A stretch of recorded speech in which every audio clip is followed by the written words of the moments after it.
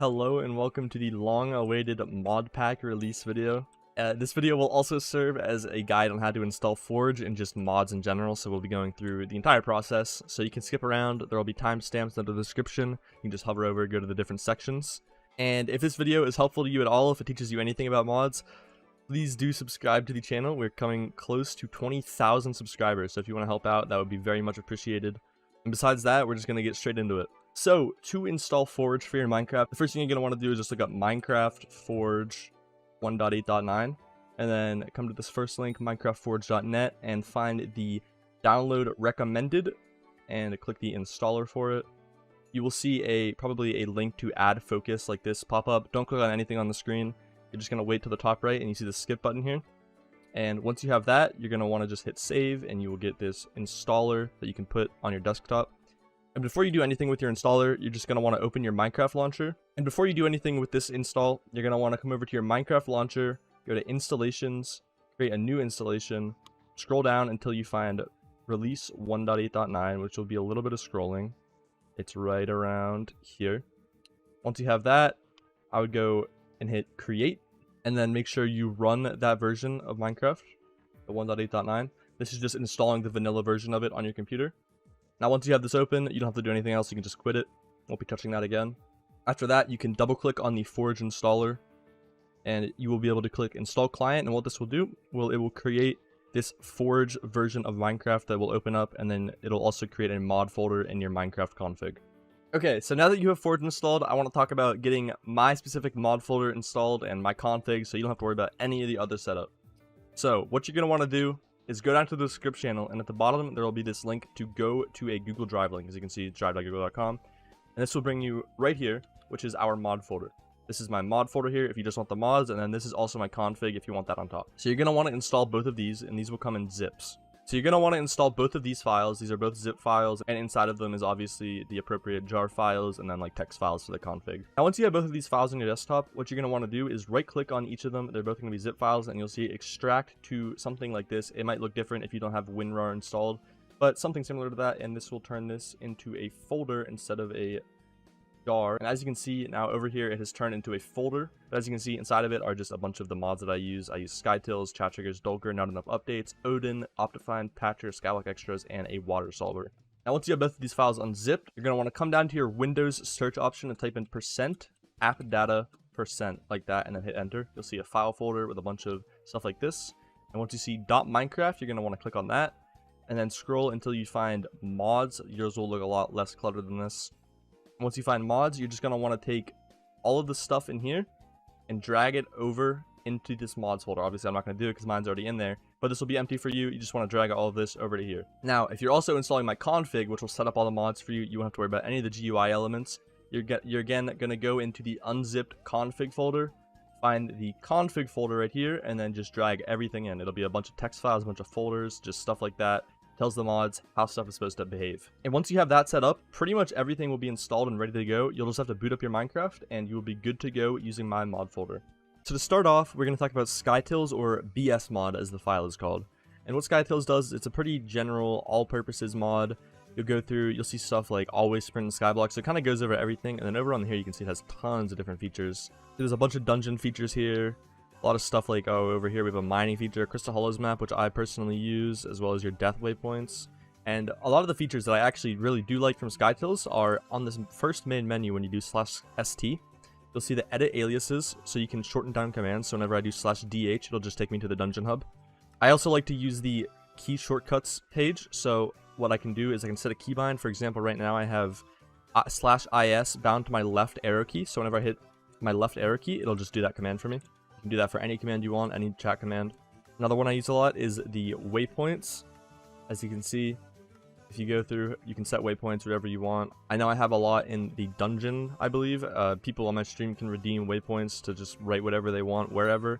These are pretty good for things like farming, just knowing where you are. See here in the Crystal Hollows, I have a redstone route that I can turn on whenever I want. And you can kind of do whatever you want with these. And then finally, we also have the notification tab, and what this will do is whenever it sees the string that you enter, it will send a message as a title card on your screen. So right now I have it, so whenever the watcher says, let's see how you can handle this, it'll say to go into the blood room. I set up another thing for killed by Lord Jobus, so I know that there's a Jobus in the lobby. I can go looking for it. And you can do this for whatever, any text, zombie miner surfaces, was summoned from the depths. And that is the general purpose of SkyTills. It's a pretty good all-around mod, definitely one you should be using. It's free to use, and there's no really downsides. It has good performance too. Now the next mod you'll see in my folder, it will just be called CTJS, and that is short for chat triggers. And what you can do with chat triggers is it's actually just a way to install a bunch of smaller mods onto kind of a easier to use coding system. So there will be a lot of like personal mods that people will write, and it'll be a chat trigger. So as you can see, if I go to CT modules, you'll see all the stuff I have installed, and one of these would be drag prio, so I use this for M7. If you do import my config, it'll already set up all of these chat triggers for you. But if I look up /drag prio, what this will do is in M7, it'll actually like show me what dragon I should be going to in the 5th phase. It's a lot of small stuff like that, so as you can also see in CT modules, let's see what else I have. Better map, which is a dungeon map, which I think everybody should be using. I believe it is the best dungeon map. It is completely legal, and if you look at /BM, this is what it looks like. You can change all sorts of settings, like the scale of icons, the scale of the text, and you can change around a bunch of stuff, so I really like using this. I really think that anybody that does dungeons should use that. It'll show your player head on the map. And that's basically the point of chat triggers. If you want to look more into it, you can actually just go to chattriggers.com and see all of the mods people have created on there. To install a chat triggers mod, you don't actually have to install a file or anything. You can just do /CT import and then whatever the name of the mod is. So it's very nice, very simple, very easy to use, and usually pretty safe to use. But as per usual, just take caution with whatever you're downloading, whatever you're using. But chat triggers is usually pretty safe modules. Now, the next mod you'll see on the list will be called Dolker mod. This is a mod that I don't use as much anymore, but it does have a couple of nice features, such as hiding extra name tags, which I like a lot. It'll get rid of a lot of mob name tags, like in the Spider's Den. In dungeons, it'll tell you if your terminal is getting throttled. If you're in a guild with a bridge bot, you can actually use this. It's pretty nice. It formats your guild chat a lot nicer with the bridge bot instead of having their name and then the person's name. In the bestiary section, you can see stuff like the Arachne kill timer, all sorts of stuff like that. And besides that, just a bunch of other nice little QOL things. I like using this. Doesn't really tank your performance at all. And also it has this animations page which you can use, which makes your items a lot smaller or bigger, or however you want to mess with them. You might see a lot of people using this. Like you see right now, my item's a lot smaller now. I personally don't use this anymore, but I do see a lot of people using it. So this is the mod that does that. The next mod you'll see on my mod folder is called NEU, or Not Enough Updates. And what this is, and what it's most well known for, is its PV feature. So this is actually how you get the profile viewer. You can do /PV, anybody's name, and it'll show you all their stats. This is mostly what I use it for. I don't use the other features as much, but it does have some other nice features in it. For example, if you like the storage GUI, I personally do not, but this is the mod that has it. You can enable the storage GUI, and your backpacks will look like this. You don't actually have to like go into them.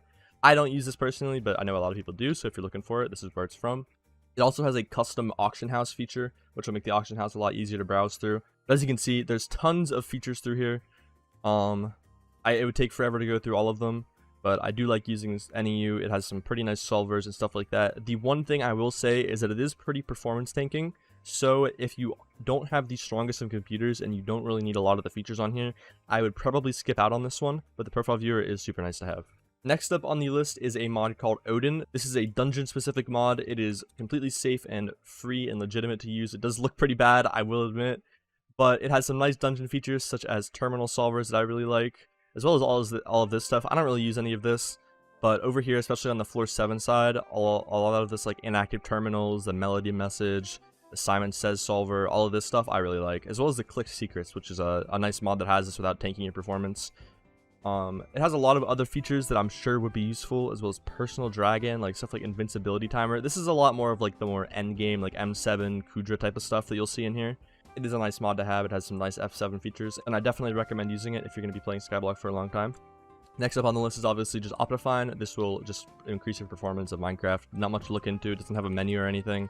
It does allow you to zoom like this whenever you hold down a key, which will be in your controls. You just have to find the zoom button, minus bound to X, and you can just zoom in like this. This isn't really a Skyblock specific mod. This just, I would recommend having no matter what you're doing, because this just increases your performance and nothing much else to it. Now the next mod you'll see on the list is a mod called Patcher. This is another performance enhancing mod, and what this does is it is a lot more specific with the stuff you turn on and off. I definitely recommend having this. It fixes a lot of FPS issues. You can optimize stuff, better F1, which will hide your name tags, which I use a lot. It does just increase your general performance though, so if you are playing Minecraft, I would just recommend having this activated in general. There's a Fulbright toggle, smart Fulbright, show your own name tag. A lot of stuff that I just like using. The next mod you're going to see is Skyblock Extras, and this is the only mod that you may have issues with because you do have to pay $5 to access this mod. I do personally really like this mod. I think it's worth paying for if you are playing Skyblock for more than a couple of days. It's $5, one-time purchase. For example, I have about 4,000 hours of Skyblock, so if you see, I spent $5 on it, right? For every hour that I used it, I've paid $0.001. So I'm paying a tenth of a cent per hour to use this mod. I think now we can go through some of the features. One feature that I use a lot is the notify, the on-screen custom chat notifications. This is similar to the SkyTills one, but it is a lot more reliable and will help you out a lot. And it also just has a lot of good solvers. We can scroll through it forever. There's so many features. If you import my config, of course, this will all be set up for you. You don't have to worry about going through this. I have all the important stuff turned on and off. But it just has a lot of super nice features that make your Skyblock experience better. I'd recommend spending the $5. Obviously, not everybody can do that, but it will be in their Discord. You can join our Discord to get the safe link to theirs. But yeah, this, as you can see, this is just a pretty general use mod, has a ton of different features.